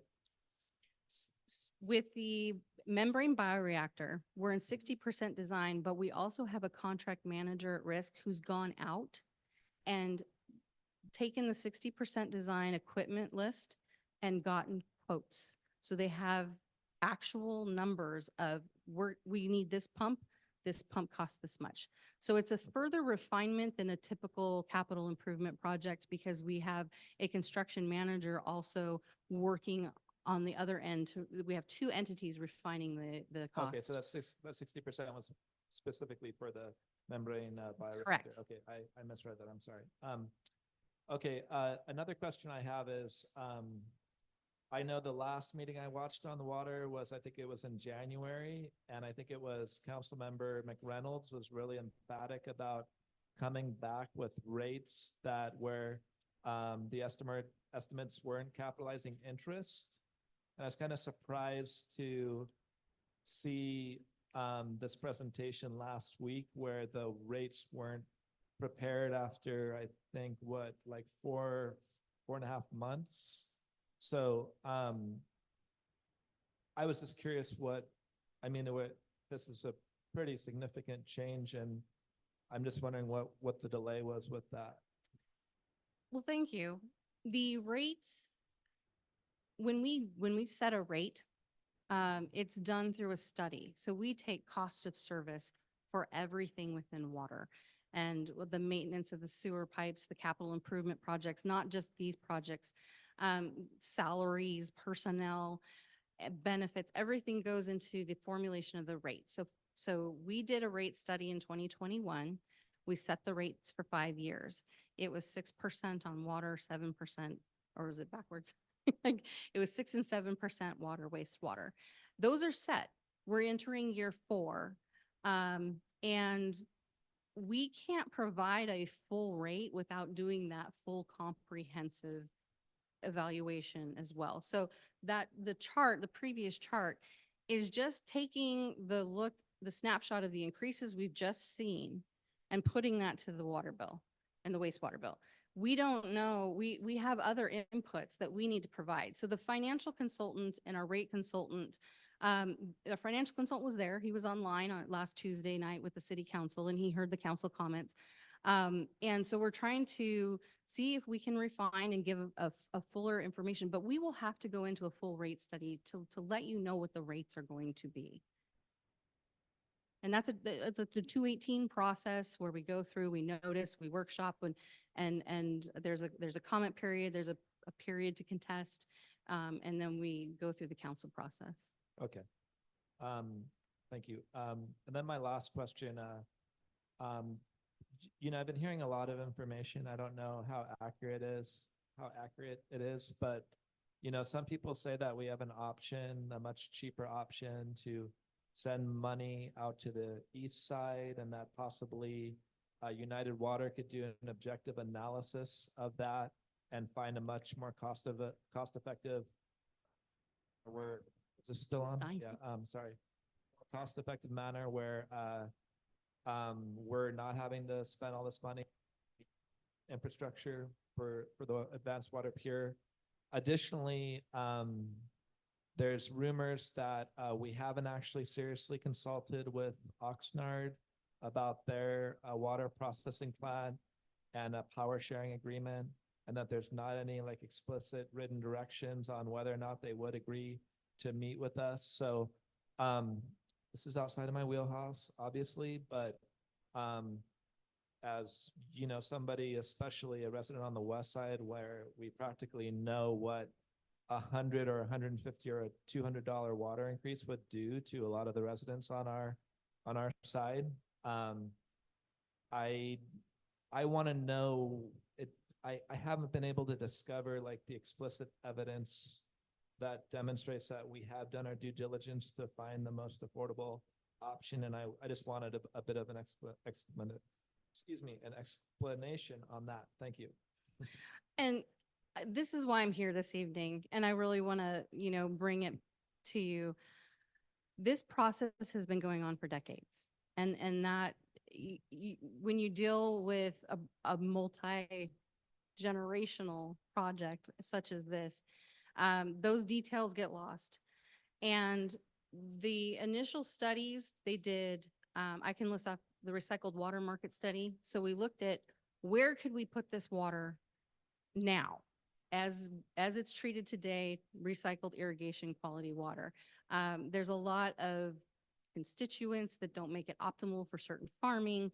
So through those studies and analysis, it morphed into, okay, well, we know we're going to have to treat it additionally before we make it marketable or usable in some other way that the city can utilize. The alternatives were listed out in the environmental impact report. That was between 2018 and 2019 and was approved by council in 2019. So all of those alternatives were listed out. I did participate in the conversations with United. I did participate in the conversations with Oxnard. Specific to United, they looked at feasibility for their existing spreading grounds.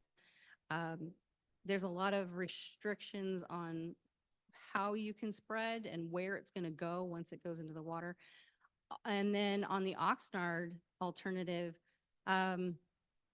the objectives were that we needed to bring this water source back to the city. The city needs a water source. It's not just getting rid of this water, but we need to be able to recover it for our own water supply.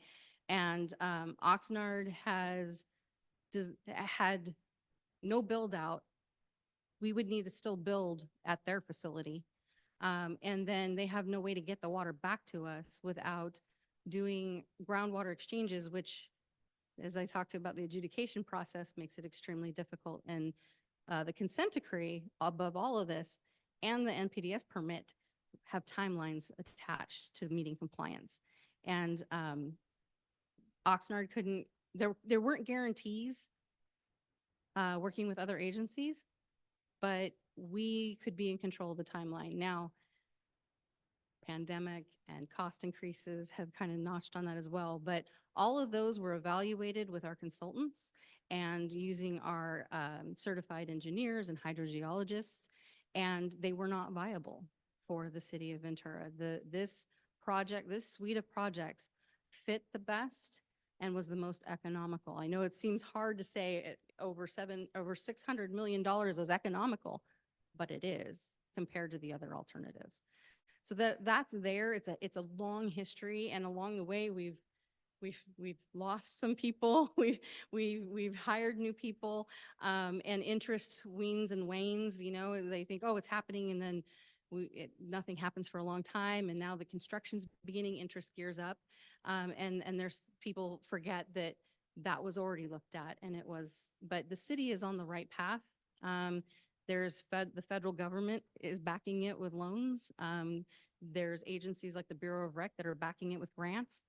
And we're still out there trying to gain more grant funding to help those impacts on the ratepayer. We know it's a hard and heavy lift, but we're talking about the one thing that keeps a community going. It's the expectation and the requirement is that you have water to your home every day and that it provides health and safety for the community. And this is going to do that for us in the future.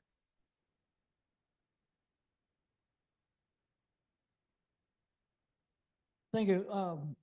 It's a wonderful vision of supplying water. Water is life, and it's kind of hard to live without it. And so it's a great vision. But when we step back a little bit, we see that the reason that we are limited with water is because we're not taking care of our soil. So in city departments, you get the water and somebody else gets, the soil and the parks and such. In a broad perspective, a regional perspective, if we were to use regenerative organic methods in our farm fields and in all of our city properties, focus on infiltrating water, the rainwater, the flood waters, whatever, get those into the soil, and so it recharges the groundwater. And then upstream, that you grow more trees and such, so that when the rain falls, it waters the trees and they transpire, and the water coming out of the stoma has bacteria with it that nucleate the rain, so it falls locally, so we can literally grow water. And so it'd be great to, in your planning, to look at the regional situation. Here in town, we've got the permeable pavement at the county government center, where they're infiltrating the water off of the massive, asphalt. And so that it'll be available for reuse instead of causing a problem, carrying the asphalt pollution into the streams and such. So we've got a lot of work to do. When us white folk came here, we killed the beavers, cut down the trees, overgrazed with cattle, and so the soil is not in the condition that doesn't have the tilth to be able to receive the rains. So it's great to see what you're doing, but we need to think broader scale and literally in our backyards.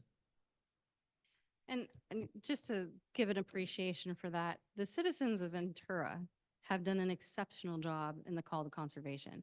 And it is a very strong leg in how we do our water resources planning. And the unfortunate part about it is where we land in the climatic zone, we don't get a lot of rainfall. I know it sounds really funny after the past 2 years, but it's very unpredictable and it comes all at once and it makes it very hard to recapture. And, as the technologies evolve and we start looking at different green building codes, it's important. But I will say conservation is key. And conservation, the high rates, I know that we've asked you to conserve and you've answered the call. And this is just a little bit, maybe there's a little bit more in conserving that we can do. But I appreciate it. And being that I have a degree in soil science, I really appreciate you talking about the soil health as another resource to this. So thank you. Yes. So I had a question on the, watched a couple of the presentations before. And one of, there was 36,000 hectare, whatever that, yeah. and then it's going to go up to 54 if they extend it. But that 20%, this is going to become 20% of our water source. Is that what the 36? Correct. Okay. The pie, if you look at the whole pie of water available to the city, Right. right now we have just 3 slices of it. Those slices are going to get smaller. But that 20% coming in, we'll have a new slice. It'll be 20%.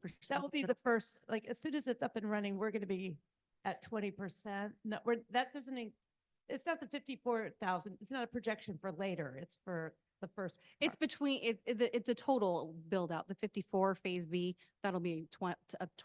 Okay, so the 20% is someday we might get to 20%. Right. Okay. Yeah, because it sounds like it's going to be really more around $1 billion. We're working our way towards that. And so we're spending a lot of money on this, but like, I wonder kind of what you guys are saying about, capturing water. Like, we just had 2 record years. All that went into the ocean. Like, are we doing anything to build out holding spaces or to capture more water? I know, like, even on our Lake Casitas, it doesn't seem to be able to capture as much as it could. So this is $1 billion thing to give us a small amount, maybe 20% someday, but it seems like a high price tag.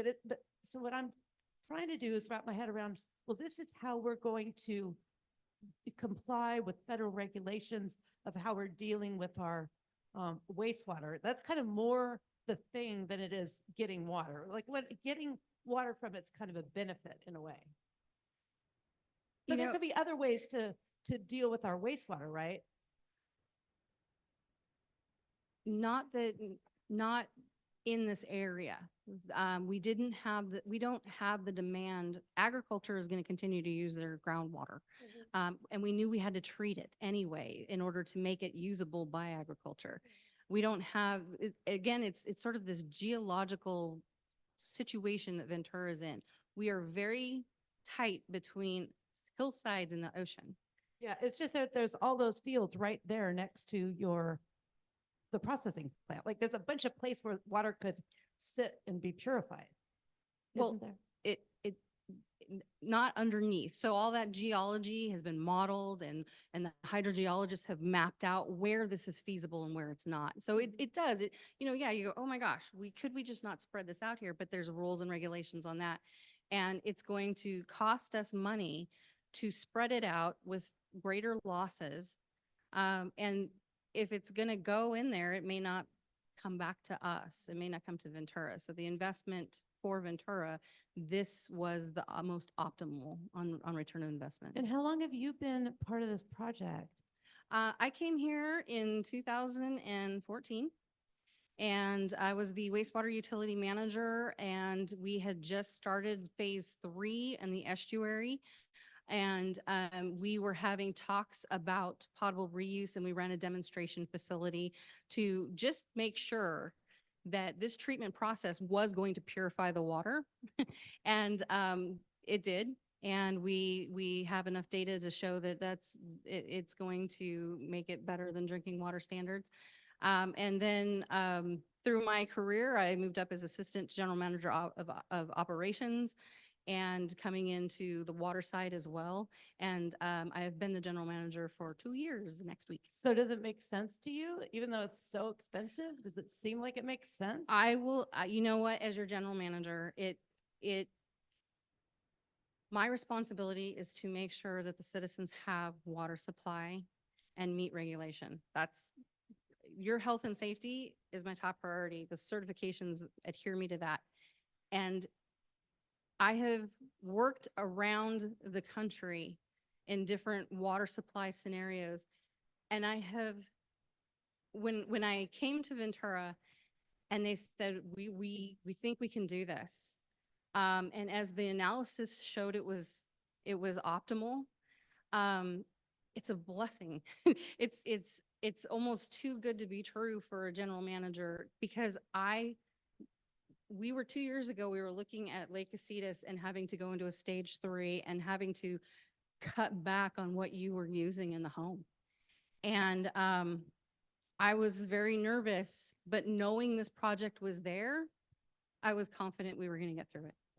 So I know the technology works. I've done everything from building the actual membranes we will use in this process to running extraction facilities that remove far worse contaminants within the groundwater. And I am delighted to be here. It may seem maybe I'm too passionate about the project, but really Ventura, I don't know what we would do without it. All right. Matt. He has a question.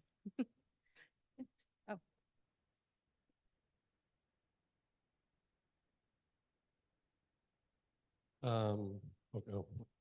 Mack, almost Mack's questions. Potable reuse, correct, I mean, I'm sure you will correct me, but I thought potable reuse was drinkable water, and if that's the case, why couldn't that water, instead of being injected back into the groundwater, be put straight into the water system? So you are correct. Potable reuse means drinking water. Potable water is drinking water. And when we started this project, we went with the anticipation of going direct. That would be optimal. We could keep it in our pipes and not have to put it in the ground, bring it back up, lots of pumping, and treat it again. The regulations held us back on that option. So the California has indirect, you can put it in the ground and bring it back up after a certain amount of time. We can permit that. But they held off as a scientific review panel went through and developed regulations and guidelines for direct.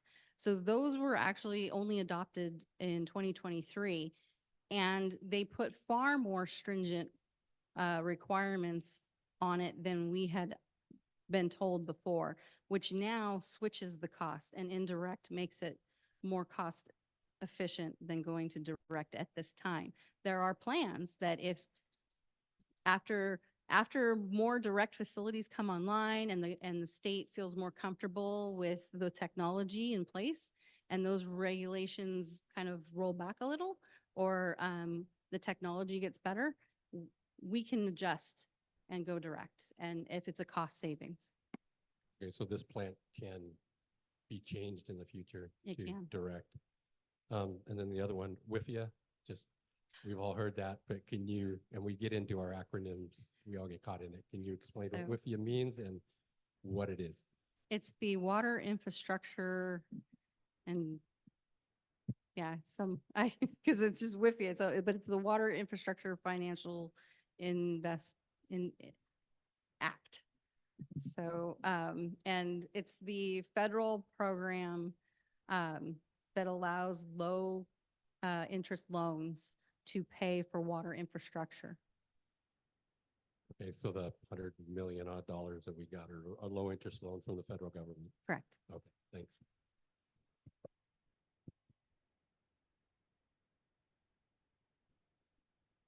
And sorry if this has been addressed in previous presentations. It's been hard to follow all the water presentations. But natural disasters, you mentioned tsunamis. I know in 1812, tsunami destroyed downtown Ventura up to Santa Clara Street. And that I believe that particular fault is overdue for an earthquake.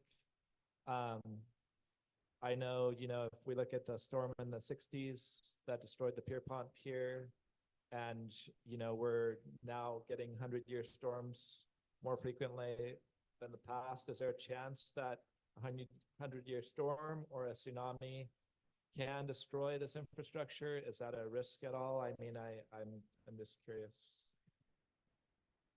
What I can say is that we've been required to plan for that and to have that disaster consideration in our evaluation engineering. It's sort of, it's difficult to say. And where there's available locations for this, where it needs to be, it needed to be in certain proximities, close to the ocean for the discharge. But we've been required to consider all of those and build for those. So we're overbuilding a lot of facilities that we currently have to make up for that. In the wastewater treatment facility, our current structures were built to code back then. Now we're having to overbuild for what we had because of the consideration of it. But we went through, we had our environmental impact consultant take a look at where we were in the floodplain, take a look at the tsunami level, and we have an adopted plan through the regional board to continue to build this. And we have earthquake and flood insurance, I assume? On the facilities, we're working with our insurance programs right now on these, but yeah, we haven't had any indication that this wouldn't be an insurable facility. Okay, all right, thank you. Have a hand up.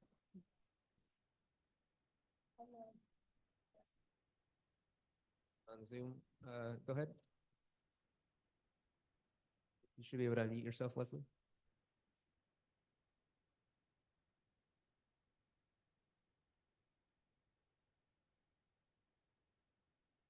Sorry, here I am. Yeah, Leslie. I Oh, really hold on a second. appreciate. Let's get you a little bit louder in here. Okay. Go ahead. So I really appreciate all the information, and I have gone to some of those meetings in the past. And what I was wondering, you mentioned getting I think, state grants and federal low interest loans. And I'm just wondering through the infrastructure, the federal program, don't they actually give some grants for these kinds of things too? That was my question. Thank you.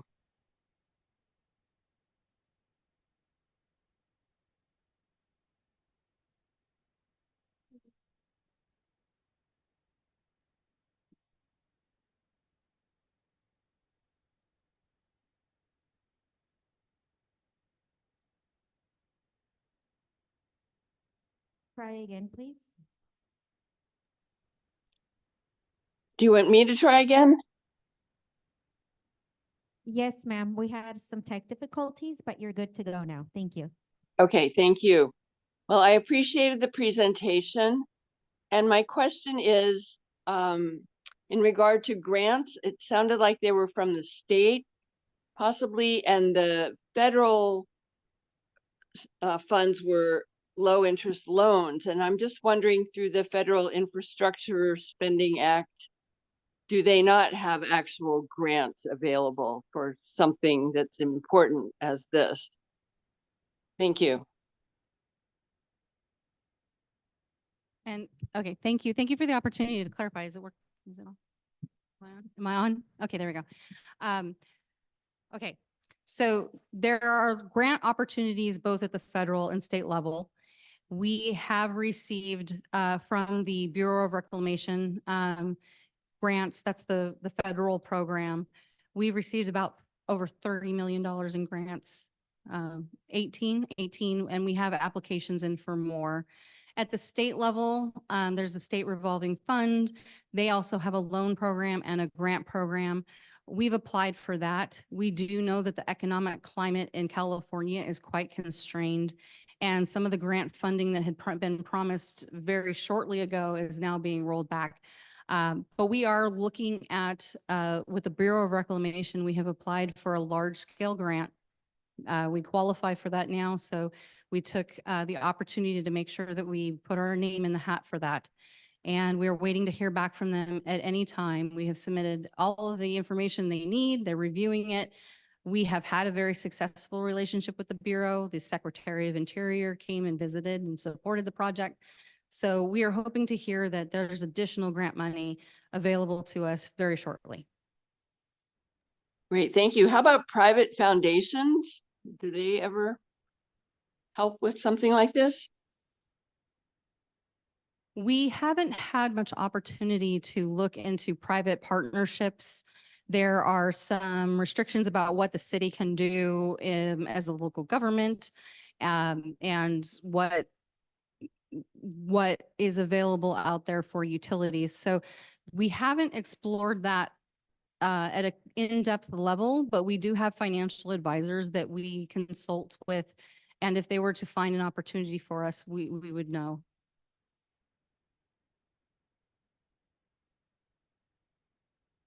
Okay, thanks, Commissioner. Sorry about that. That's still on.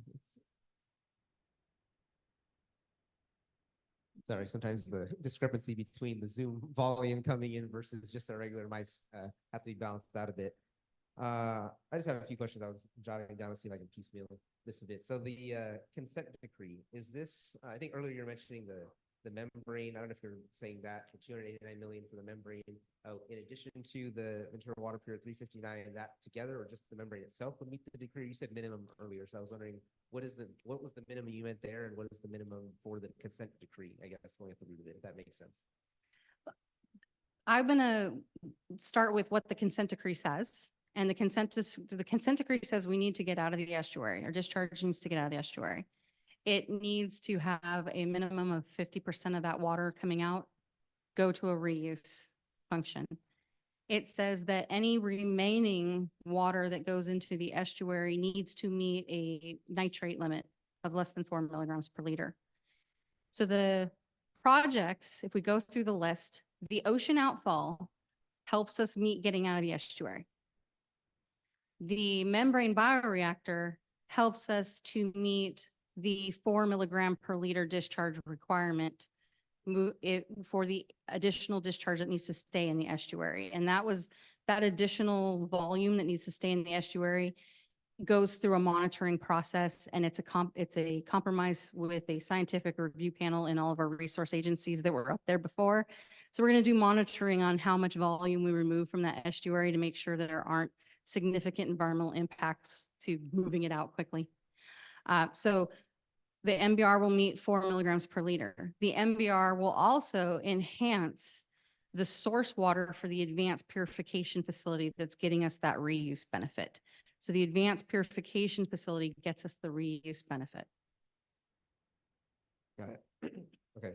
Yeah, because from say just in like simple terms, thinking about it, right? Obviously, you're mentioning like drought earlier, and I'm thinking long term. I appreciate thinking long term, but obviously in the last 2 years, we've had this record rainfall, and we're not going to lose it all in the next 2 years. Like I think I heard somewhere that it's Lake Casitas being full as it is now is roughly a 20-year capacity, so like 5% a year. So we're like anytime soon, we're just thinking like the next 20 years, we don't necessarily need like that additional capacity of water. I could be wrong as we're doing some population growth, but just like initially, it doesn't seem like we need that benefit. Obviously, we're trying to meet the consent decree, so that's where we have that rock and a hard place. But I'm just thinking like in the immediate term, not to think too short term, but like we're not really stretched for water. I mean, we can still have that mindset. I think we have a lot of efficiency in that respect, but that's why other things like alternatives such as stormwater capture maybe down the line would be another option too. But it seems like we're kind of stuck in some ways having to do this. But I guess in terms of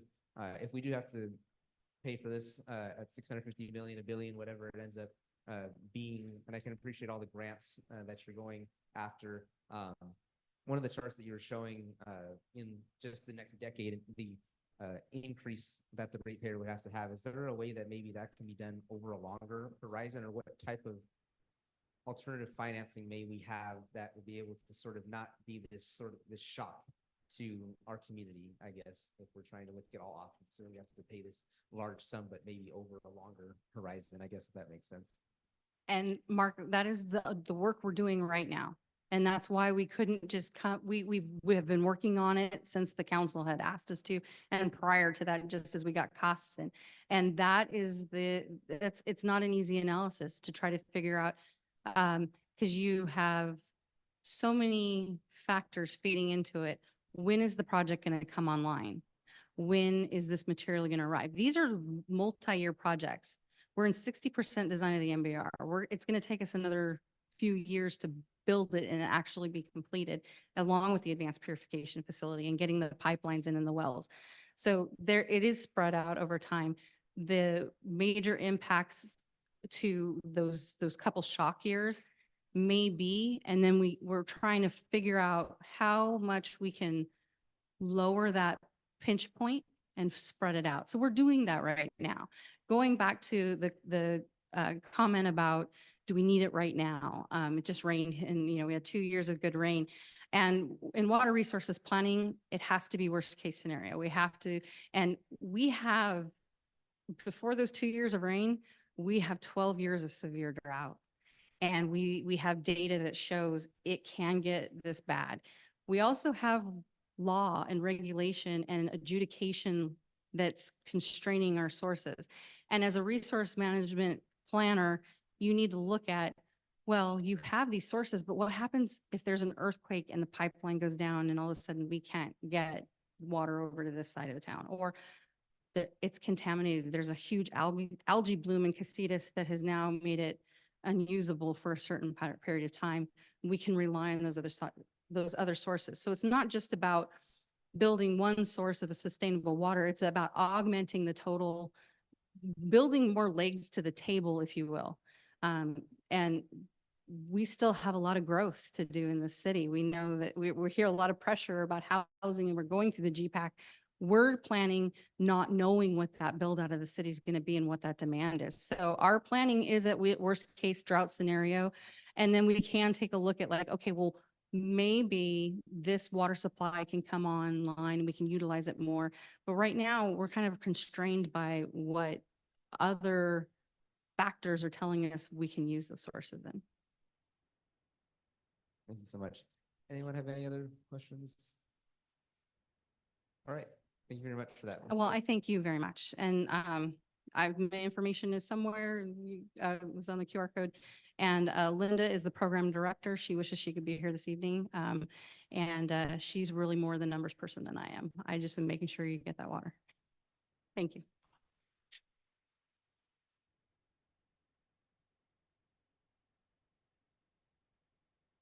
All right, I know we're a bit over time, not really much else to go over. Just one announcement, if you could put up the WCDC flyer. So next Friday, Westside Community Development Corporation, and we're also having this, I think this is a workshop, but the same resource, the California Rural Legal Assistance. Let's see if Yvonne can get that up. No worries.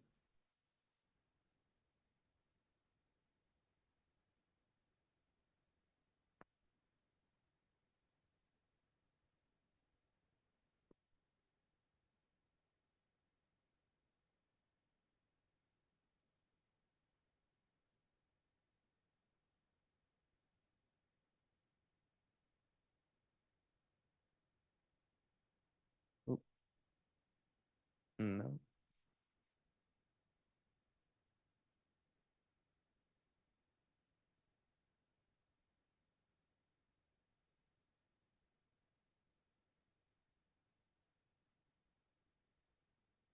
One second. Just a second, I'm about to leave. All right, you can take a picture of this. Basically, we're having a group come out to learn. You can learn about your eligibility for free expungement and your right to fair housing and fair employment. If you yourself or you know anyone that may benefit from this workshop or presentation on May 10th at next Friday at 5:30 at WCDC's office on Olive behind Vaughn's. We're also having this group come out next month to do a presentation, so you have a couple opportunities to catch that. That's the only announcement I have at the moment. There's open comment period if anyone wants to say anything. No? All right. The meeting is adjourned. Our next meeting is June 5th, first Wednesday of June. Thank you.